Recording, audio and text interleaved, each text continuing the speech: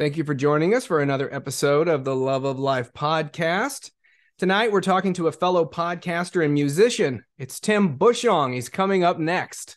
Christian education, because it serves him who says, I am the way, the truth, and the light, is the love of life. This is the Love of Life podcast, conversations with Jesse and Courtney. All right, and we're back. We have Tim Bushong with us. He's the host of Eschatology Matters. Tim, it's great to have you on the show. Now, we've never met before, but I know there's a lot of crossover between us.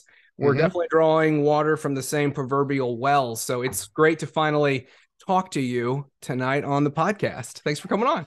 I am glad to be here. Thanks for having me. Absolutely. Great. Well, tell us a little bit about your podcast and why does eschatology matter? Good question. I'm actually just one of the contributors to Eschatology Matters. It started with basically my series called Victory in Jesus, summer of 21.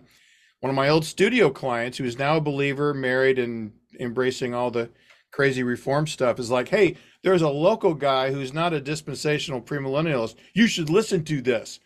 And he got him all jazzed up on post-millennialism, well, maybe not post, but at least thinking in terms of not the usual Northern Indiana eschatological default position. And then, so then a year after that, he said, hey, he's going to have a conference. Starts planning, did a great job of promoting, had I think over 100 people were there. And it was myself and Josh Howard, Stephen Baker, a couple of other guys. And then that turned into us getting roped into, being involved in the Eschatology Matters YouTube channel. And I'm just as thrilled as I could be to be a part of it. And I've gotten to know Josh quite a bit, because we do a lot of back and forth dialogue. But then some of the interviews I've gotten to do with people I already knew, but it was great to be able to go, okay, let's fold them into, because they're basically ministers. They've got a public platform, and we can talk about why the helicopters are the locus of revelation, and that's just been wonderful. Right. How did you become post-millennial?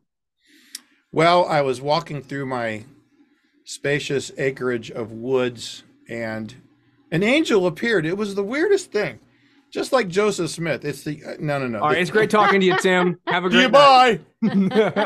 We'll see you. Yeah. So give the post mills a bad rap. I know. Well, everybody likes us so much. I thought I'd throw a little shade. Yeah, they love us. Well, honestly, a lot of trial and error as far as examining what my assumptions were. I'm a Van Til guy, Schaeffer guy, presuppositionalism. And, that was interesting too. I used to be a charismatic, start examining my charismatic presuppositions. I'm not so sure. And I remember when I was first brought back to the faith, I was raised in church. I was born in '60, so I have the whole 60s and 70s, middle America, Bible believing experience. Godly parents, godly grandparents probably prayed me into the kingdom. And I'm super, super thankful for that. However, we were default dispensationalists. We had the 7 charts. Here's how it works. God's plan got interrupted by us Gentiles. And so he's just kind of waiting for that. And I remember when I was first brought back to faith, repented, said, okay, I give up. I'm not going to be a pagan, And I was at a prayer meeting, and I told this guy, I said, well, I don't even think he believes in the rapture. As if that was the test of orthodoxy. Of course. And the guy was much older than me, had graduated from Westminster in Philly, and he turned to me and he said, well, Tim, there are many other eschatological positions that are fully orthodox, in fact, have a lot longer history than dispensationalism. And I was like, okay, better check it out. So I kind of thought I was a optimistic Amil for a while. one of the things that can help a person is actually read the study notes in a Schofield Bible. Yeah. Yeah. Hold on. That doesn't make sense. Yeah. And I started reading some of the other Dispy authors, and I've got friends, some of my best friends still there, no problem. However, when it comes to the topic of the kingdom of God, what is the kingdom? Yeah. And what is a generation? And what is the timing of all of this stuff that was being referred to? It just became I guess you'd call it a cognitive dissonance for me to continue to be dispensationalist. So it wasn't a very far cry from Amil, where structurally you're looking at the age we live in now as the 1,000 years, as communicated in Revelation 20, for that to turn into, and all authority is Jesus's, and he must reign until he makes his enemies a footstool for his feet. And it's all comprehensive. After that, it was like all the pieces fell into place for me. And I'm like, okay, this is what I believe. And it was exegetically derived. Then I started reading some books on the outside and figured, okay, I'm not alone here. There's lots and lots. And what's interesting too, one of the things I don't like about certain public ministries is that they try to poison the well against the position that they're disagreeing with, and then they kind of move in with the interview. I'm thinking of like Leighton Flowers. He does that a lot. I don't like it. But my own well was poisoned by a really sharp Missouri Synod Lutheran, John Warwick Montgomery. I don't know if he's even alive anymore, but he basically wrote off all postmillennialism as being a vestige of that liberal late 19th century and 2 world wars. Come on, let's get real. Right. And so I was kind of prejudiced against postmillennialism. Mm-hmm. So, had some bigger hurdles to cross there, but that's it in a nutshell. Yeah. So when you did cross over, the camp that you were surrounding yourself with, friends, Christian family members, did you get ostracized? Was there backlash? Were there people that went, whoa, like, yes, Jesus is Lord, but he's Lord on layaway. He's not really the king of the world. I mean, that's not really what they say, but basically that's what they're saying. So was there sort of some opposition that you felt? Yeah, it's already and not really, as we say. Yeah, I got you. Well, not really. By then, I don't know. I got off the road when I was just almost 39 years old, 1999, last gig, settled down. I didn't really want to be a pastor at that point. A lot of reasons for that, and I was just busy as all get out. So when I ended up switching, I had been ordained. I got ordained in November of 2006, and it was probably maybe in that next year that everything kind of fell into place. So no, the only person I had that conversation with was an older fella. He was a studio client. He's one of these guys that would do these kind of special music programs where they talk in between, and it's definitely a boomer thing. But he would have me record custom songs for him. I'd get a phone call, hey, Tim, I'd like Sentimental Journey. Key of C, okay? And okay, no problem. Which arrangement, And so this guy had been the president of Grace Theological Seminary, which is only about a half an hour south of me. Yeah. So you got to understand the milieu, the atmosphere around here is just pure Dispy. I mean, the Presbyterian churches in that same town were the ones that started the prophecy conferences in this area, kind of related to the Niagara stuff, and there was a Keswick connection. But anyway, it was all about prophecy and how the end times are unfolding, Yeah. Well, it didn't take him long to figure out, some of the phrases I would use, like, sometimes Christ makes his enemies into his friends. Sometimes he treats them like his enemies, and he's going to do that until they're all defeated. And he didn't quite like that. And he said, well, that's what you replacement theology guys. I said, you know what? I'm going to stop you right there. Replacement theology is a derogatory term that was invented by the dispensationalists. So no covenant theologian calls himself a replacement theologian. Mm-hmm. And he had to grant the point. He said, okay, fair enough. You know, other than that, you know, my grandmother passed away in 2000. She was almost 97. Wow. She was convinced she was going to see the return of Christ. Yeah. She was convinced. And there's a lot of people like that. Yep. And, you know, God bless her. She was just a sweet woman. And I guess probably, you know, her and my folks probably prayed me into the kingdom as much as anyone. Yeah. And you could walk through Ephesians 2, you know, classic text. I mean, not only for us Reformed folks, but also for the necessity of the one man being made out of the two. You could walk through it with her, and she's nodding her head. Oh, yes, honey. Yes, honey. And at the end, but God still has a plan for his earthly people, the Jews. I'm like, oh, yeah. Grandma.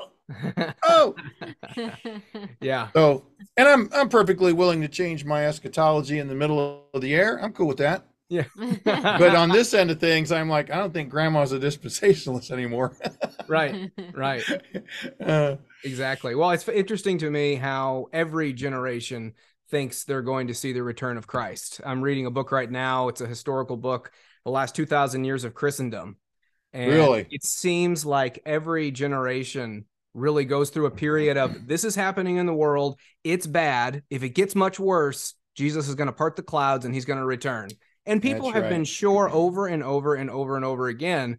And it's like he's making his enemies a footstool underneath his feet.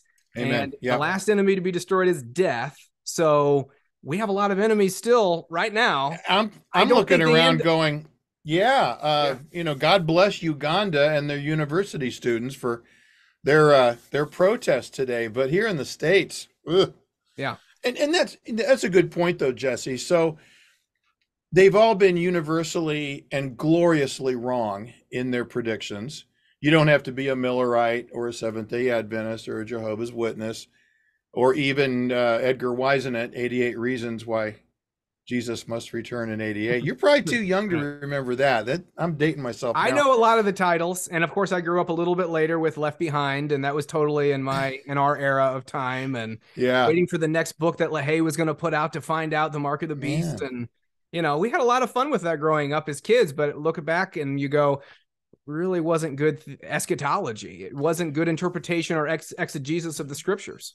That's exactly right. And it's also not very good for thinking in terms of generational faithfulness and covenant fruitfulness. Yeah. I mean, think about it. If it's all going to go to hell anyway, I mean, I would have Assemblies of God guys come up here and record, and they would joke around, well, it's all going to burn anyway. Yeah. And they'd say, oh, we're just kidding, Tim.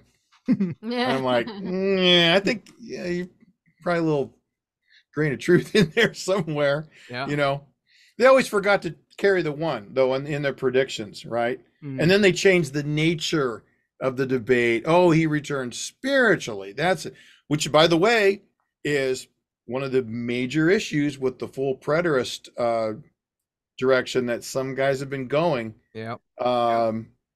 I don't know what, what's the difference. You can name names. I know what you're talking about. Yeah. Rhymes with, no, I'm not going to say who it is. No, actually, he's the reason that we even discovered the post-mill framework. Yeah. DeMar's work has been great in the past, and specifically his understanding of eschatology early on and in the last, at some point, little bit of time. I don't know when things have changed, but early on it was such a clear understanding of finally we understand what Matthew 24 is saying, for instance. The Bible has been made far more clear. Essentially, that's another reason why eschatology matters, is a proper understanding of the Bible itself. Right.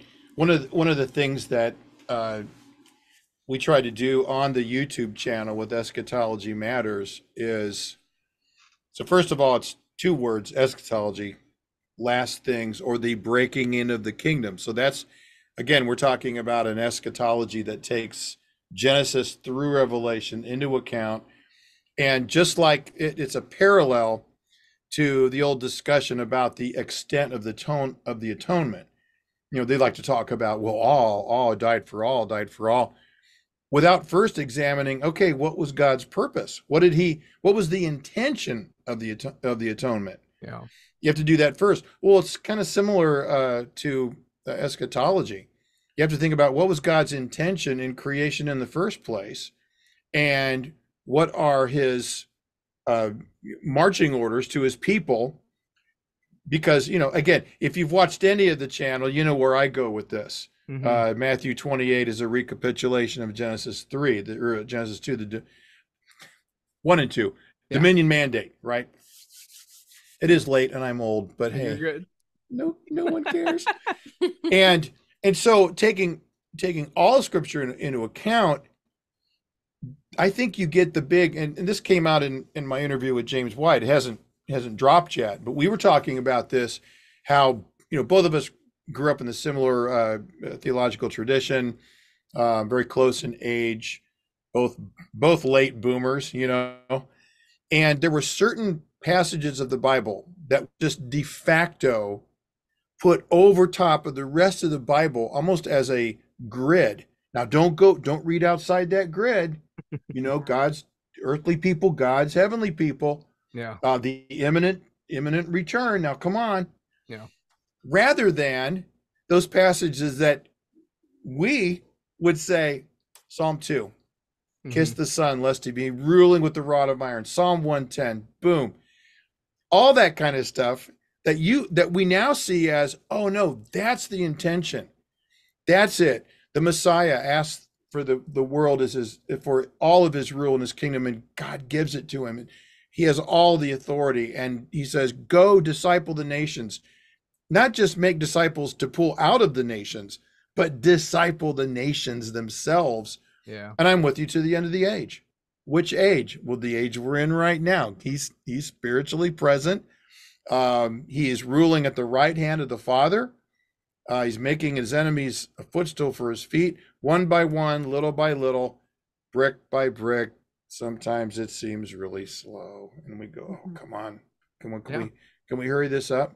Yeah. And in the middle of it all, the United States of America, as an experiment in constitutional Republican government, was made for a religious people, and we're not a religious people. That's why things are screwed up now. Yeah. Yeah, you kind of alluded to this before, but that framework really does change your mindset of future generations. It changes what you think about this world and what you do. How for you has that understanding affected and impacted your actions, your life, the things that you do and value? You could probably categorize this in a couple different ways, whether it's my normal day-to-day existence, which of course isn't compartmentalized away from my pastoral ministry or even my vocation with all the guitars and stuff, probably more critically as a pastor of a local church. So again, examples are very helpful. Here would be an example. Every Lord's Day, we raise our hands at the end of the service and we sing what song is it, you guys? What is it?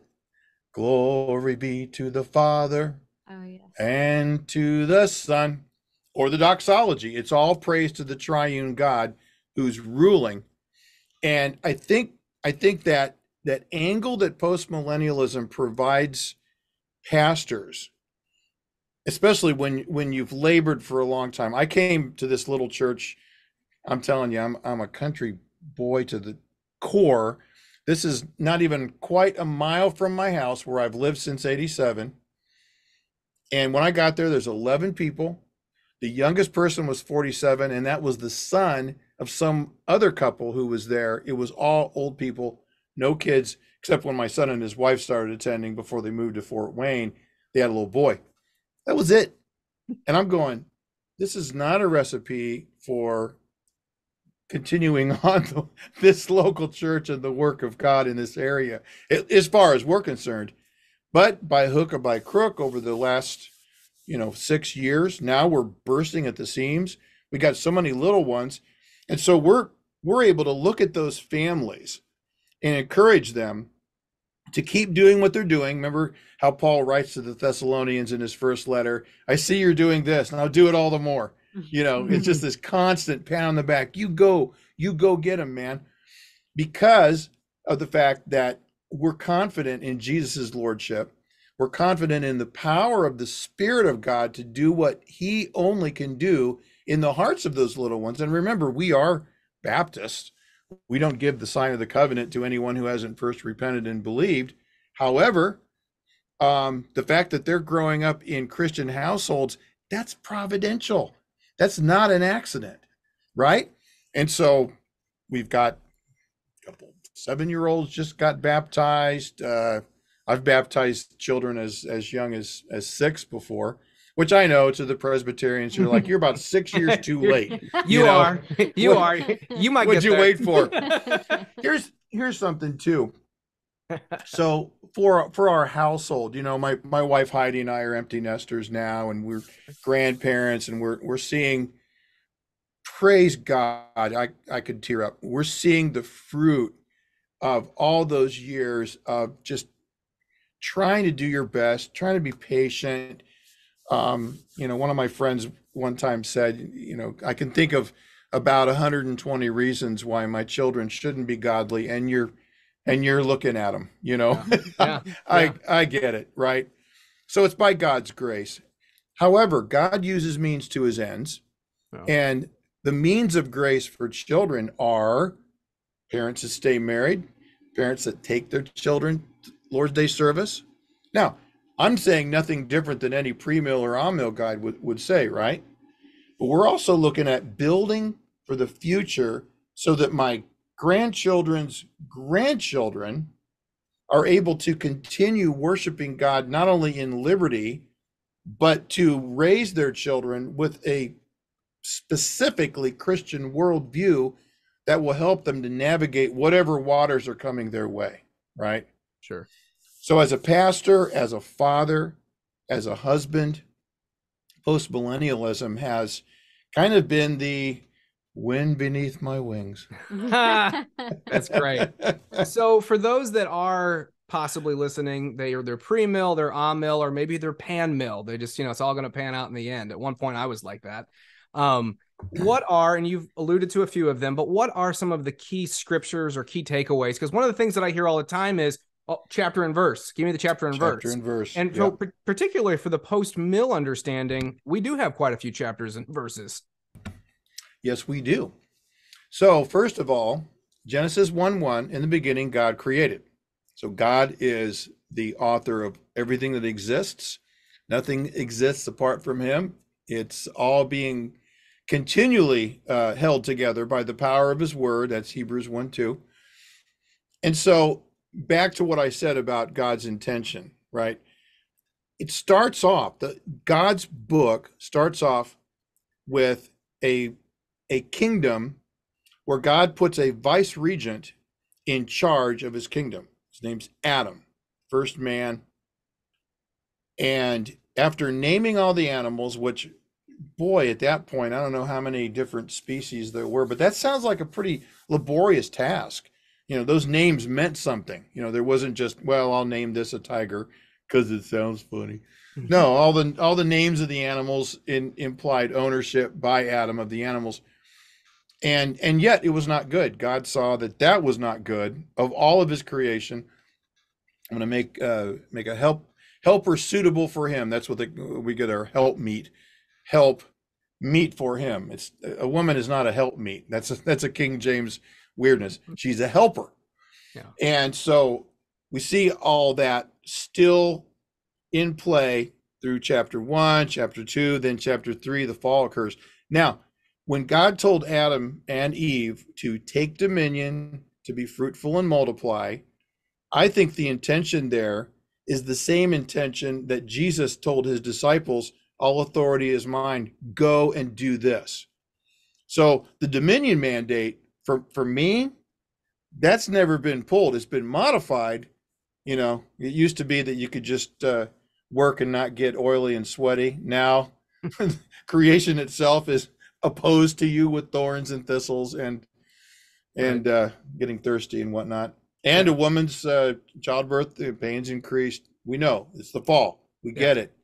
However, we're still to take dominion in the name of Christ. And that means turning this jungle of a world into a garden that is pleasant and pleasing and fruitful. And so obviously Christian stewardship plays into this.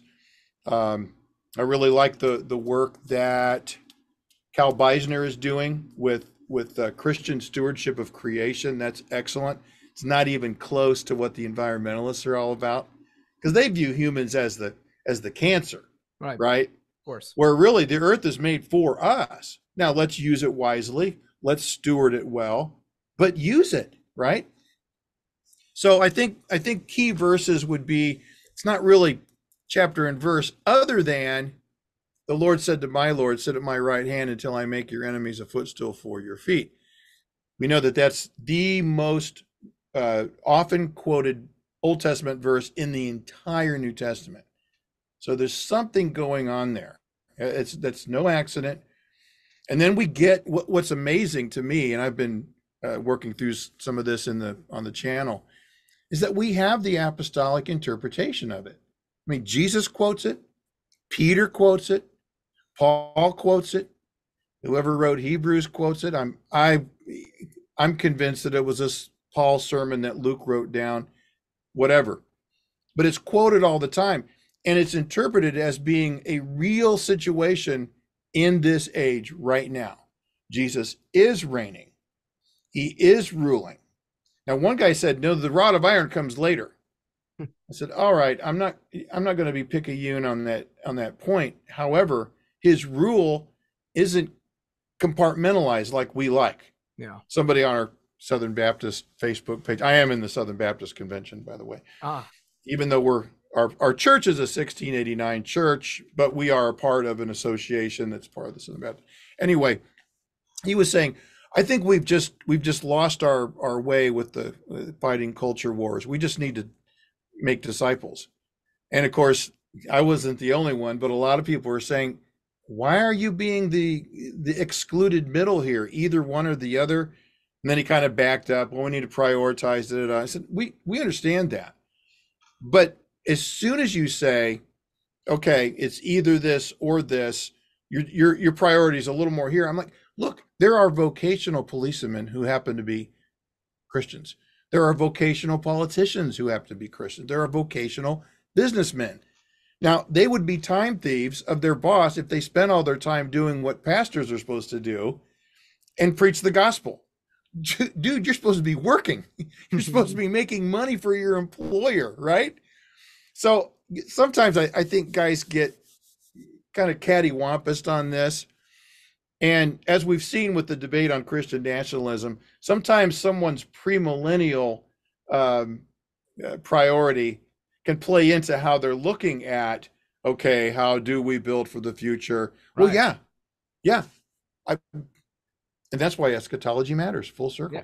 Yeah. That is a full circle, and you're absolutely right.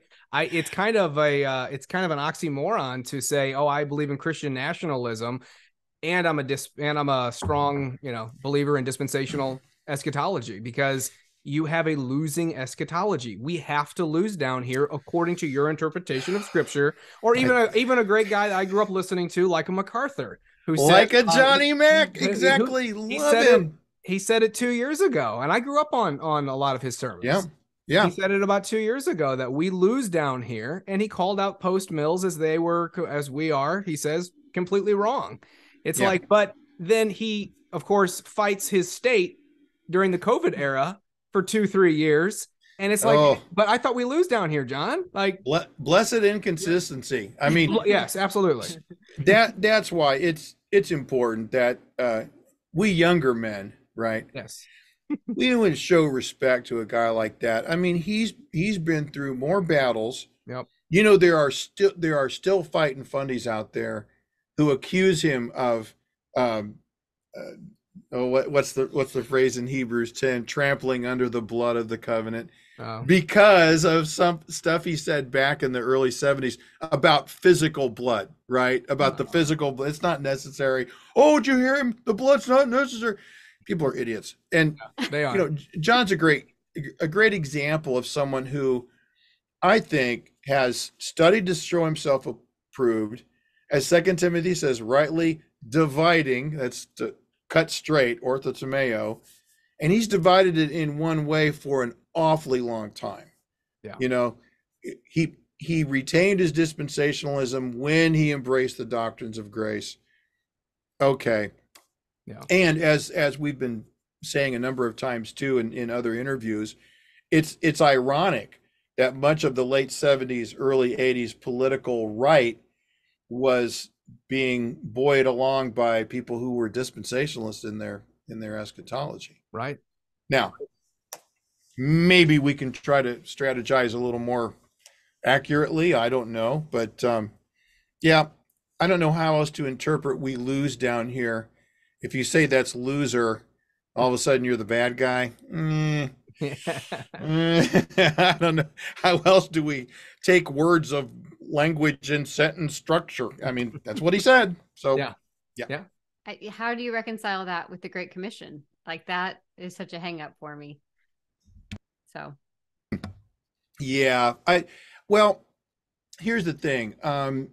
Having grown up in an atmosphere that was very dispensationalist and very much, it's only going to get worse, you know. The Great Commission ends up being basically just a rescue mission, just kind of in the abstract. I don't want to say they're pietists, because pietism is a bad thing. Being pious is good, but they're definitely, you know, I cut my teeth on Schaeffer even before I was Reformed, before I was post-mill. I read everything that I could get my hands on, because there were some guys that I respected a lot, you know, my age, a little older at the time. I said, well, who do you read? And they said Schaeffer. So I just, you know, drank it in. I think I read the trilogy, you know, 2 or 3 times. Yeah. And that was his clarion call. It's the exhaustive and exclusive lordship over all creation. And even he was a pre-mill. Mm-hmm. One of my favorite theologians. I mean, my goodness, if you can't find something from John Gill, the Baptist, then you're not looking in the right place. He was pre-mill. Both of these guys were de facto, let's obey God's law, let's call the civil magistrate to repentance, let's work for the next generation. So I applaud him, you know. Yeah. I'm not going to gainsay that. But to your question, Courtney, yeah, it's kind of just the world's not my home. I'm just a passing through. Let's rescue him from, because any day now, any second. Yeah. By the way, when I was in high school, I was experimenting with a certain organic substance. Oh, really? What was it? Well, it wasn't made in a lab in Wuhan, China. I can tell you that right now. That's good, because that stuff will kill you. That'll kill you. I would come home from school and there would be nobody home. And guess what thought hit my mind? I missed the rapture. Yep. Darn it. Now I'm going to have my head cut off. That's so funny, because I was a Christian. I knew it was true, but I was, you know, flirting around with disaster. But sure. Well, we've been married, I would say a longish time. And there were, most of the time we've been married, actually, we were not post-mill, and I couldn't find her sometimes in the house, or she'd be gone, and I'd go, "Oh shoot, I missed it." Of course, it's the guy, you know. And I'm like, repenting of my sin. Am I in the tribulation right now? What's going on? Oh, there she is. I'm good. Now I have not had to have that type of thought in a little while. It's great. I'm not worried about it anymore. So how long have you been married? 14 years almost. 14. We're coming up on 14. Guess what? Tomorrow's June 1st. Yep. June 11th is 40 years for Heidi and I. Wow! Yeah. Congratulations. We still like each other too. Still like each other. That's the good part. That's great. That's That's wonderful. Well, hey, Tim, let's talk a little bit about your music. You have 2 albums, Battle Hymns for Weary Souls and O Come Emmanuel, and you've recently got a released single called Hail to Jesus. Yeah. So talk to us about that. We've been listening to particularly the Battle Hymns for Weary Souls now for a Oh, couple yeah. of years. Love that album. Well, Great good. album. And particularly your other single, Why Do the Heathen Nations Vainly Rage? If you could talk a little bit about that, because that's just a Okay. great rock song. So Awesome. let's start with that. The first CRC Presbytery that my friend John Murgy and I attended was in Lancaster, Pennsylvania. The late Greg Strawbridge was the host Sure. pastor. Yep. You know, I count him as a friend and counted. Yeah. And they're singing this song, and I turned to John. I said, dude, this would be a righteous metal hit. You hear this? Can you hear it? And he's like, I don't even know it yet, you know? But I thought, I was the back of my mind. And then when we were, you know, getting our hymnody all together at our church, that was one of the first ones. I just gotta learn that song. I produced a record by, it was a couple of guys in, I want to say not San Clemente, it's up north, not Sacramento either. Anyway, they had a record of hymns that they had recorded, and they needed somebody to mix it who knew what they were doing. So I mixed that. They had some great renditions. Oh Lord, my God, most earnestly, I seek your holy faith. That was awesome. They had a version of Psalm 2. So it was before the 2020 election. I thought, okay, let's just rock it out. Let's have no holds barred and do it as written, you know, with all the weird metrical breaks that don't quite add up to 4/4, you know, in the verses and stuff. So that was fun. Have you guys ever heard of the band Love War? I have not. So you need to look up Love War. That's me as well. And Oh, cool. that was mid 90s. Late 90s is the Channel Surfers. So you can expand your whole Tim collection, because I was the guitarist, and the first Love War record was produced by the Elefante brothers. John was the singer in Kansas after Steve Walsh left. And then that turned into the Channel Surfers. I produced those two records. And then back in 2019, we released all the songs that we had demoed for the earlier band. So there's that stuff floating out there. That's more like metal and funk and all that. So the Christmas record I did started off at my 50th birthday. My son had a big party planned, and it was going to be great, all our friends. And I had just gotten the idea that I wanted to do Oh Holy Night kind of like heavy, like me. Like I like hard rock and metal and, you know. So I thought, let's do that. And I had it all worked up. I had mixed it. I'd mastered it in the studio. And then here comes the party.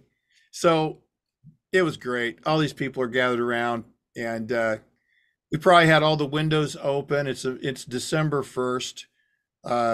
Kerosene heater, wood stove, 9 cigars simultaneously in the room, maybe more. And I was like, okay, we're gonna play this. So I got everybody. I said, listen, in the old days, we would sit around and listen to a whole record. I'm not going to make you do that, but I have this song. So I put it on my little MP3 player. Wasn't even a real iPod. It was just one of those players, into the stereo. Here it comes on, the big swell, bang, and I'm telling you, the room was like, they went from grinning, like looking up in the air, to smiling, to laughing, going, oh my gosh, this is so over the top. That was okay. So I thought, all right, this is going to be an annual thing. I'll do a Christmas song per year. So by the time 2016 rolled around, I was like, look, I got enough for a record. Let's try to put this together. And that's where that came from. Battle Hymns was 2020. Why not? Wow. You know? Yeah. Started off What Wondrous Love. Always love anything from the Southern Harmony, Walker's or Sacred Heart music, any of that. Sure. It's kind of like Scottish, but it's hillbilly. You know, that's the American roots music. Yeah. And I had done a podcast bump for that, for a friend of mine that was part of that song. And I thought, let's just flesh that out. Let's do the whole thing. And I accidentally put an extra verse. That's why there's 2 guitar solos, one slide. Where's my slide? Here's my slide. And then The second one is more of a straight blues solo. Yeah. You guys are going to like this. Yesterday and today, I began work on Battle Hymns 2. All right. Awesome. I've Very got cool. 4 songs tracked out. Awesome. And of course, one of them, Hail to, it's going to be called Battle Hymns for Weary Souls 2, Hail to Jesus. Ah, But nice. that's going to match up with our conference that's coming up October 21st here in Indiana, Jesus in Politics for Hail to Jesus. Sweet. So we're going to try to tie it all together, have some T-shirts made and all that. And John Harris is coming. William Wolfe is coming. John Moody, Joe Spurgeon, myself will be speaking. So anyway, I've got a list of songs. I am doing The Son of God Goes Forth to War, but that's going to be the Lead On, O King Eternal bonus track, right? A little heavier, a little more metal. The rest of them are, I'm going to do more like that swampy blues flavor to them. Sure.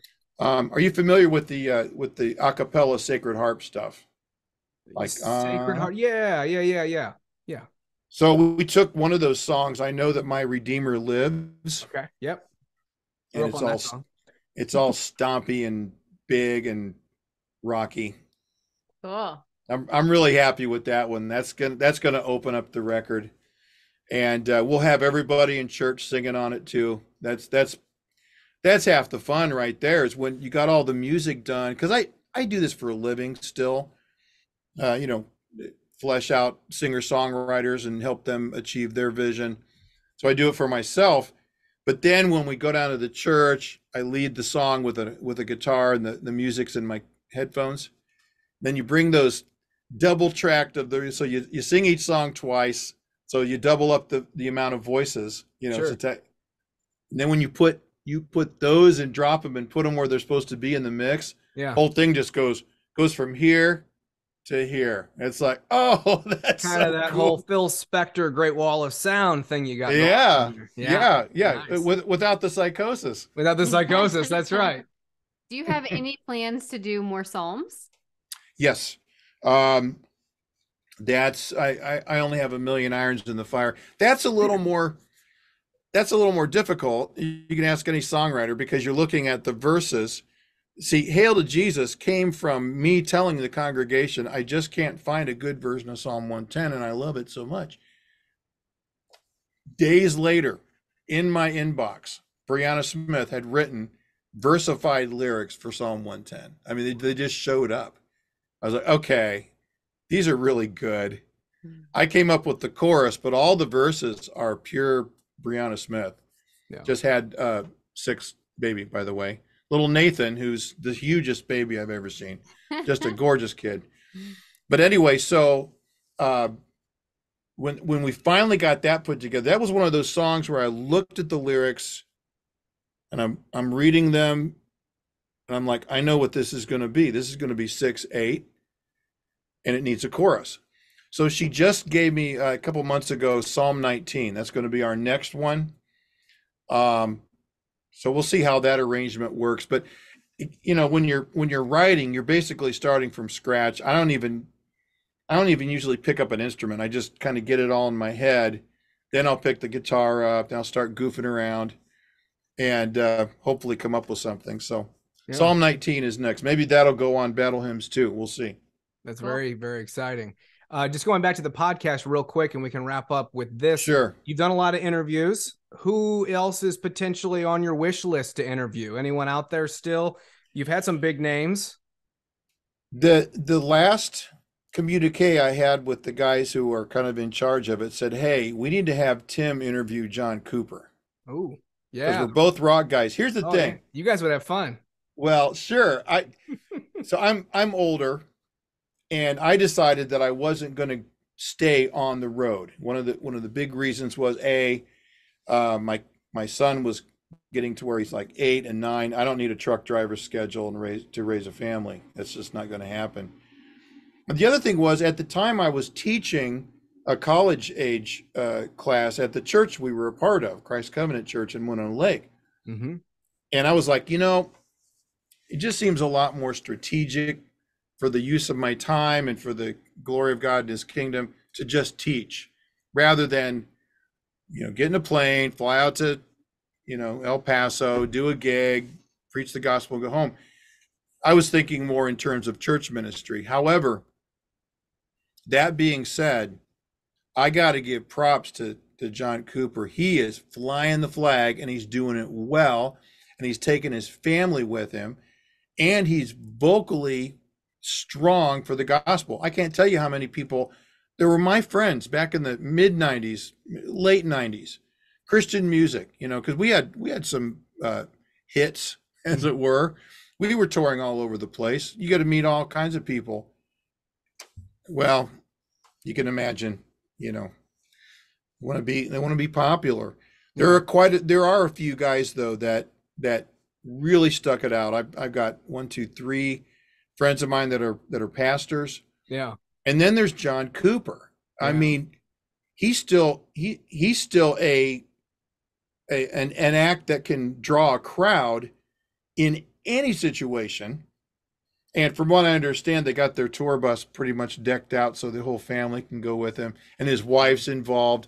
So, and I also think he's post-mill. So that should be a good interview. I think, so I remember when their first record came out, I'll be honest, I kind of blew him off. It's like this poppy Christian-y stuff, and life's too short.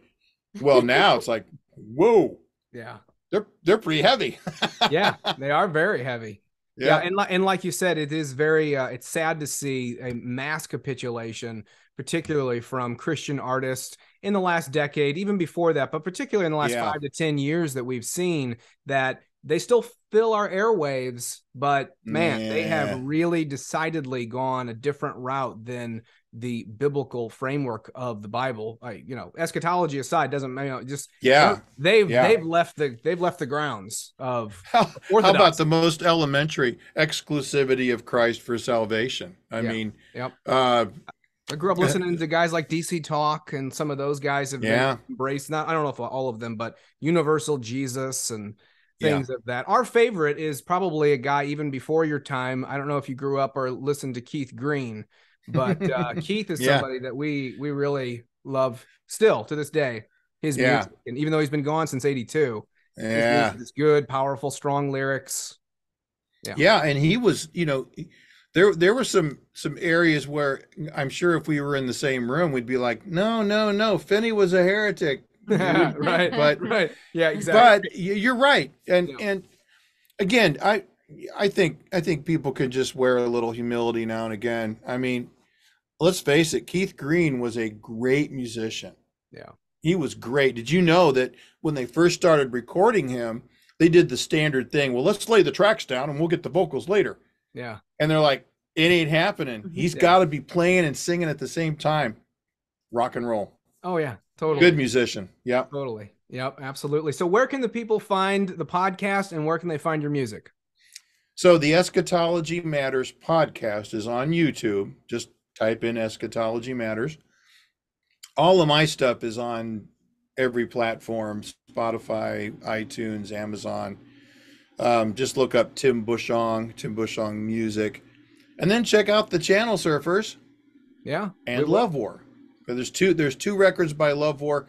The second one was recorded all here, and it was kind of a 25-year anniversary for the first record's release. And it was so funny. People are like, "Oh, why'd you wait so long?"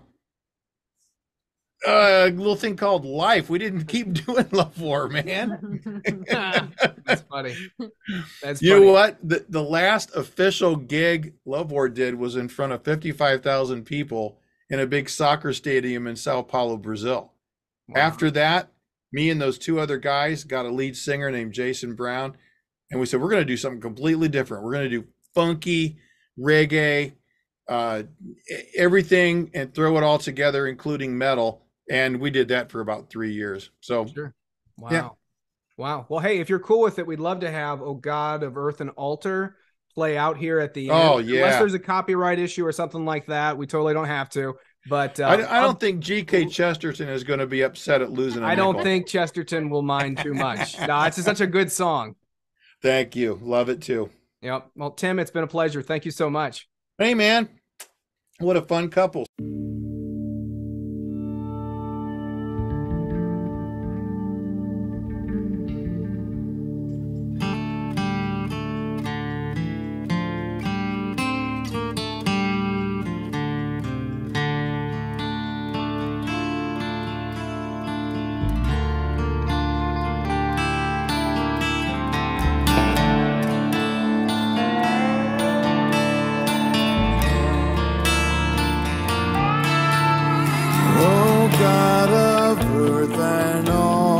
altar bow down and hear our cry.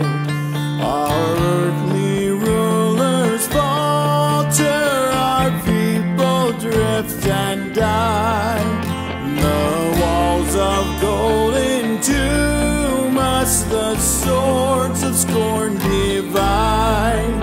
Take not thy thunder from us, but take away our pride. From all that terror teaches, from lies of tongue and pen, from all the easy speeches that comfort cruel men, from sail and profanation of honor and the sword, from sleep and from damnation, deliver us, good Lord.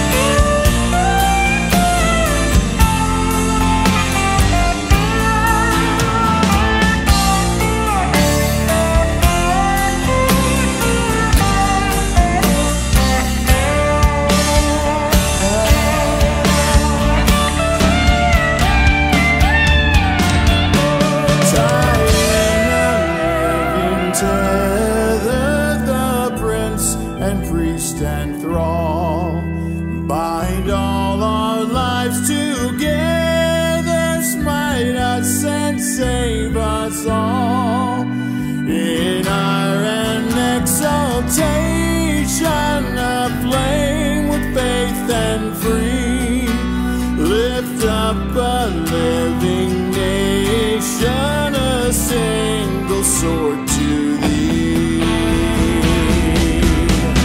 Oh God of earth and altar, bow down and hear our cry.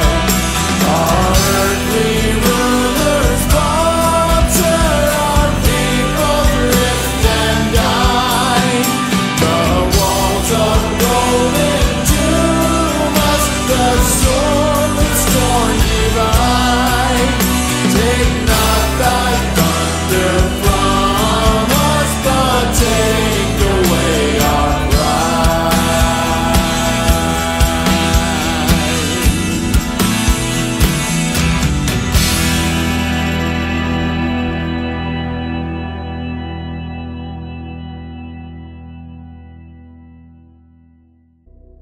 Thank you for listening to the Love of Life podcast, Conversations with Jesse and Courtney. It is our duty through our schools to create a new one, a God-centered one.